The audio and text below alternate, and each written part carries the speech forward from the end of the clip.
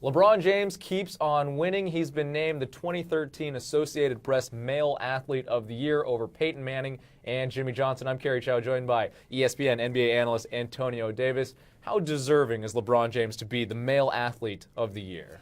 You know, he's really done great for the sport of basketball, the way he handles himself, the way he's going about just, doing his business, and I'm even loving the commercials they have for him now. It's just showing some of the stuff we saw earlier with LeBron, with his different personality, because you don't really get to see that anymore because he's just so focused on his craft. So I'm congratulatory, for him. I think it's well deserving.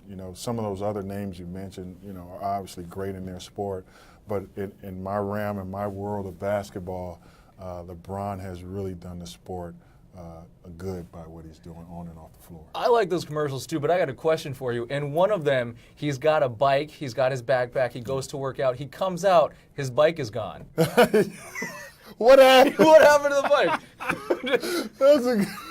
I have to look at that one again. Like, where's the bike? He starts running. Somebody stole his bike. That's not cool. That's not You cool. can't steal LeBron James' bike.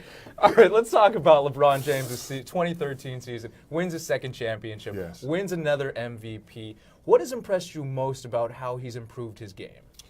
You know what? People were really on him about, hitting big shots late in games and taking big shots late in games. And I always said it was because he didn't want to get to the free throw line. And now you can see his free throw line percentage, his numbers are going up, and he wants the ball late.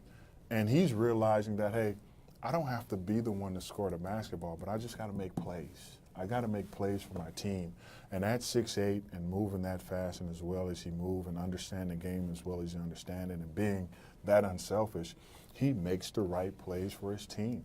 And I love it. I think it's just showing that growth that we talked about. Everybody said if he can get that Jordan-esque mentality, he can be unbelievable, and he's getting it now. As you can see, he doesn't take bad shots.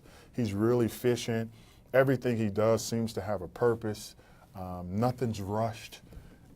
They say the great players, and I don't know what this is, but they say the great players, when they're playing the game kind of slows down. You see those movies or something when stuff just slow down, and you can tell it's slowing down for him. You're saying you don't know? I don't know what that looks like. No, it was it was crazy for me, but I did tell, there was a big difference between the time when I was with the Pacers and really didn't understand a lot offensively.